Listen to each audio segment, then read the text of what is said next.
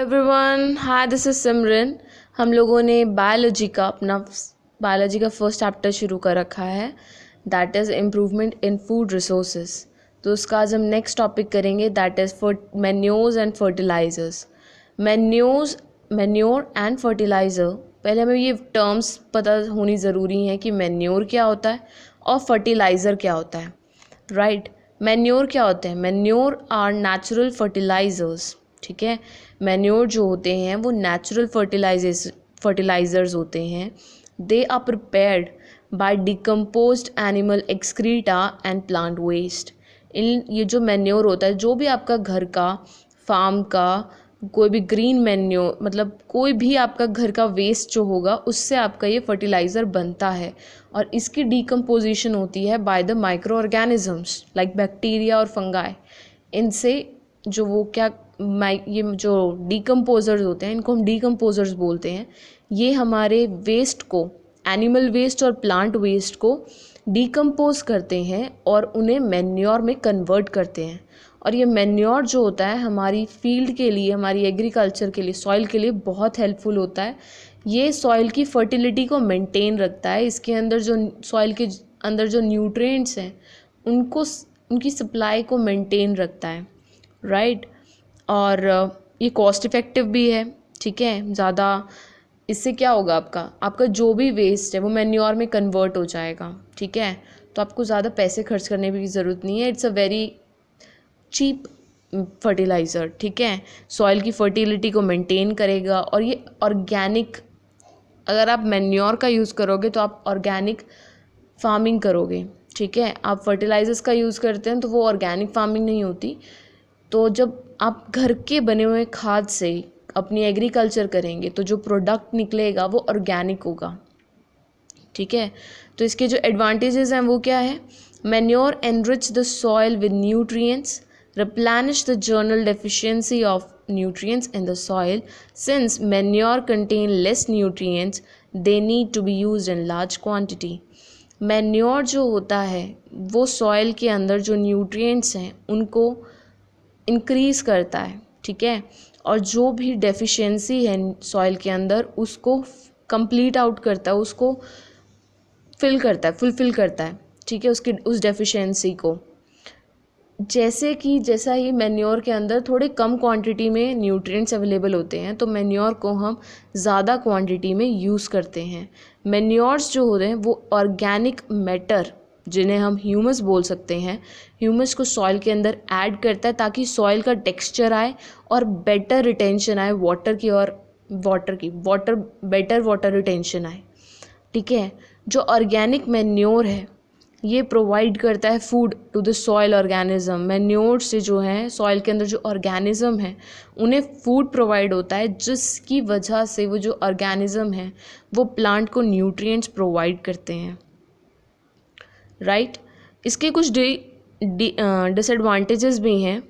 पहली बात तो ये इसे बहुत ज़्यादा बल्क में यूज़ करना पड़ता है क्योंकि इसके अंदर थोड़े कम न्यूट्रिएंट्स होते हैं, जिसकी वजह से हमें इसे बल्क में यूज़ करना पड़ता है, ठीक है। और इनका जो इफ़ेक्ट है वो भी बहुत स्लोली दिखता है। ऐसा नहीं है कि आपको उसका रिज़ल्ट जो है बहुत जल्दी दिखे, आपको उसका रिज़ल्ट जो है काफ़ी धीरे और लेट दिखता है क्योंकि इनका जो प्रोसेसिंग होती है वो स्लो होती है। मैन्योर को आप ईज़िली ट्रांसपोर्ट नहीं कर सकते, स्टोर नहीं कर सकते, ठीक है, इनकन्वीनियंट होते हैं। अब मैन्योर की कुछ टाइप्स होती हैं। तो फर्स्ट टाइप जो होती है वो होती है farm yard manure. Farm yard manure क्या होता है? इस मैन्योर के अंदर आपका जो कैटल का एक्सक्रीटा होता है, यूरिन होता है, लेफ्ट ओवर ऑर्गेनिक मैटर जो भी होता है आपका चारा वगैरह, उसको आप एक पिट बनाते हैं, गड्ढा बनाते हैं, उसके अंदर आप उसको डाल देते हैं और डिकम्पोजर्स ऐड कर देते हैं। उसके बाद ये मैन्योर बन जाता है। आफ्टर 2 और 3 days मैन्योर बनता है। मैन्योर के अंदर क्या होता है? इस फार्म यार्ड मैन्योर के अंदर नाइट्रोजन, फॉस्फोरस और पोटेशियम होता है। और वेल डिकम्पोज्ड फार्म यार्ड के अंदर 0.5% नाइट्रोजन होती है, 0.2% फॉस्फोरस पेंटाऑक्साइड होती है और 0.5% पोटेशियम मोनोऑक्साइड होती है। नेक्स्ट टाइप जो आती है मैन्योर की आती है वो आती है कंपोस्ट। कंपोस्ट जो होता है ये प्रिपेयर होता है फार्म वेस्ट टाउन वेस्ट मतलब वेजिटेबल, एनिमल, इन सब का जो वेस्ट होता है उनसे हम लोगों का किचन वेस्ट होता है उसको, इन सब को जब आप एक पिट में डालते हैं, sewerage waste, human waste, animal waste, plant waste सब आता है इसके अंदर। जबकि फार्म यार्ड मैन्योर के अंदर नाम से ही पता चल रहा है, जो फार्म का जो होता है, फार्म के अंदर जो वेस्ट होता है उसका, लाइक कैटल वेस्ट, और उनका जो रफेज होता है, उनका फोल्डर होता है, चारा, वो सब। और कंपोस्ट के अंदर आता है आपका ह्यूमन वेस्ट, एनिमल में वेस्ट, प्लांट वेस्ट, ये सब आता है। देखा, सीवरेज, वीड्स, ये सब कुछ। इसको आप क्या करते हैं, पिट खोदते हैं, आप उसके अंदर डालते हैं और उसके अंदर आप डीकम्पोजर्स को छोड़ देते हैं। आफ्टर 2 और 3 डेज वो जो है 2 और 3 मंथ्स जो है आपका मैन्योर प्रिपेयर हो जाता है। मैन्योर को प्रिपेयर होने में ही 3 to 6 मंथ्स लगते हैं। ठीक है, ये चीज़ आप ध्यान रखिएगा। और कंपोस्ट ये चीज़ थी। कंपोस्टिंग क्या होता है, कंपोस्टिंग जो है वो प्रोसेस होता है, बायोलॉजिकल प्रोसेस होता है, जिसके अंदर एरोबिक और एनारोबिक माइक्रो ऑर्गेनिज्म जो हैं वो डीकम्पोज करते हैं हमारे ऑर्गेनिक मैटर को, जो हमने उस पिट में डाला होता है, तो उसको हम कंपोस्टिंग बोलते हैं।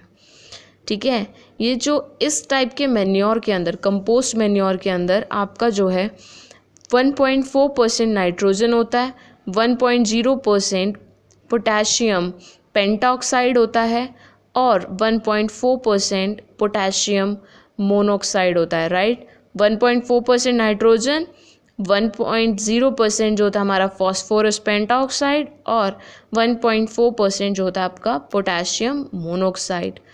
ठीक है, नेक्स्ट जो मैन्योर होते हैं वो हमारे होते हैं green manure.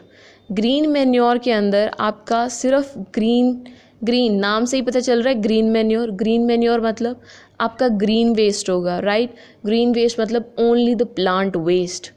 The practice of green manure include growing, mulching by plowing and mixing of the green crop with the soil to improve the physical structure and the soil fertility. It means that आप क्या करते हैं, इसके अंदर crop को उगाया जाता है, उसे आप काट लेते हैं जितनी आपको चाहिए होता है, फिर बाद में जो रिमेन बच जाता है, राइट, बच जाता है ना नीचे आपका कुछ मतलब पूरा सॉइल, आप उनकी रूट से आप कभी भी क्रॉप को आप कट नहीं करते हैं, कल्टीवेट नहीं करते हैं, वो कुछ रिमेन बच जाता है। उस रिमेन को सॉइल के अंदर ही, उसको बाहर ना निकाल के उसको सॉइल के अंदर ही मिक्स कर दिया जाता है, ताकि, और फिर उसको छोड़ दिया जाता है। वैसा क्यों होता है, वो जो होता है ना, रिमेन होता है, प्लांट रिमेन, उससे आपका जो सॉइल है उसकी फर्टिलिटी मेंटेन रहती है, उसकी सॉइल फर्टिलिटी इम्प्रूव होती है, उसका सॉइल का फिज़िकल स्ट्रक्चर इम्प्रूव होता है। ठीक है, और ये ग्रीन मैन्योर जो है सप्लाई करता है क्रॉप को नाइट्रोजन और phosphorus, organic matter for improving hydration and excretion and crop structure of. ठीक है, और ग्रीन मैन्योर क्रॉप जो है, इन्हें हम यूज़ कहाँ करते हैं, इसको आप, सिंपल सी बात है, आप इनको तब यूज़ करते हैं जब आपको इस क्रॉप के बाद एक बहुत ज़्यादा ऐसी क्रॉप लगानी हो आपको जो हाई न्यूट्रिएंट इनपुट चाहती हो, मतलब जिसके अंदर आपको न्यूट्रिएंट सप्लाई काफ़ी देनी पड़ती हो, जैसे राइस, मेज, शुगर केन, वीट। इससे पहले इनको लगाने से पहले ऐसे जो उनकी क्रॉप्स हैं उनको ग्रीन मैन्योर क्रॉप के अंदर ही लगाया जाता है, ऐसे फील्ड्स के अंदर ही लगाया जाता है। ठीक है, तो मैन्योर फिनिश होता है। अब बात आती है फर्टिलाइज़र्स की। फर्टिलाइज़र्स क्या होते हैं, मैन्योर क्या थे आपके नेचुरल फर्टिलाइज़र्स, जबकि फर्टिलाइज़र्स होते हैं हमारे, फर्टिलाइज़र्स जो हैं उनको केमिकल्स के थ्रू मैन्युफैक्चर किया जाता है फैक्ट्रीज़ के अंदर। ठीक है, और ये न्यूट्रिएंट्स प्रोवाइड करने में, प्लांट को न्यूट्रिएंट्स प्रोवाइड करने में हेल्प करते हैं। एक टर्म आती है कंप्लीट फर्टिलाइज़र। कंप्लीट फर्टिलाइज़र क्या होता है, कंप्लीट फर्टिलाइज़र जो है is one which contain all the 3 critical elements और minerals, nitrogen, phosphorus and potassium. ये वो वाले फर्टिलाइज़र्स होते हैं कंप्लीट फर्टिलाइज़र्स जिनके अंदर नाइट्रोजन, फॉस्फोरस और पोटेशियम होता है। जो हमारे फर्टिलाइज़र्स होते हैं ना, वो सिर्फ नाइट्रोजन, फॉस्फोरस, पोटेशियम ये प्रोवाइड करते हैं न्यूट्रिएंट, प्लांट न्यूट्रिएंट्स प्रोवाइड करते हैं जिन्हें हम केमिकली मैन्युफैक्चर करते हैं। और कंप्लीट फर्टिलाइज़र वो होता है जिसके अंदर ये तीनों लाइक नाइट्रोजन, फॉस्फोरस और पोटेशियम तीनों ही होते हैं। फर्टिलाइज़र्स 4 टाइप के होते हैं। नाइट्रोजिनस फर्टिलाइज़र वो होते हैं, नाइट्रोजिनस फर्टिलाइज़र्स वो फर्टिलाइज़र्स होते हैं जिनके अंदर नाइट्रोजन की क्वांटिटी नाइट्रोजन होता है, like urea, ammonium sulphate, right. Phosphatic fertilizers वो होते हैं जिसके अंदर फॉस्फोरस होता है, फॉस्फोरस की क्वांटिटी होती है। फॉस्फोरस न्यूट्रिएंट कंटेन करते हैं वो plant nutrient, like single super phosphate, triple super phosphate, di calcium phosphate. Potassic fertilizer क्या होते हैं जिसके अंदर पोटेशियम होता है, जिसके अंदर प्लांट वो जो है ये फर्टिलाइज़र प्लांट को पोटेशियम प्रोवाइड करते हैं, like KCl, potassium chloride, potassium sulphate, potassium nitrate.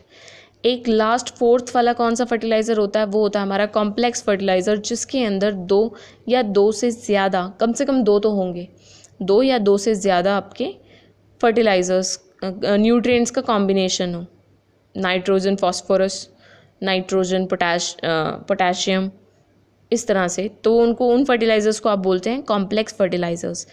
For example nitrophosphate, ammonium phosphate, urea ammonium phosphate, this type of.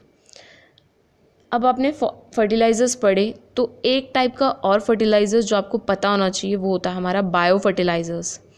Bio fertilisers क्या होता है, organisms which enrich the soil with the nutrients are called biofertilizers. Biofertilizers, bio means life, fertilizers आपके fertilizers, तो वो organism जो fertilizer plant को nutrient provide करते हैं उनको हम बोलते हैं biofertilizers. They are used for specific crops. इनको ना कुछ स्पेसिफिक क्रॉप्स के लिए यूज़ किया जाता है, like pulses, oil seeds, rice, leguminous.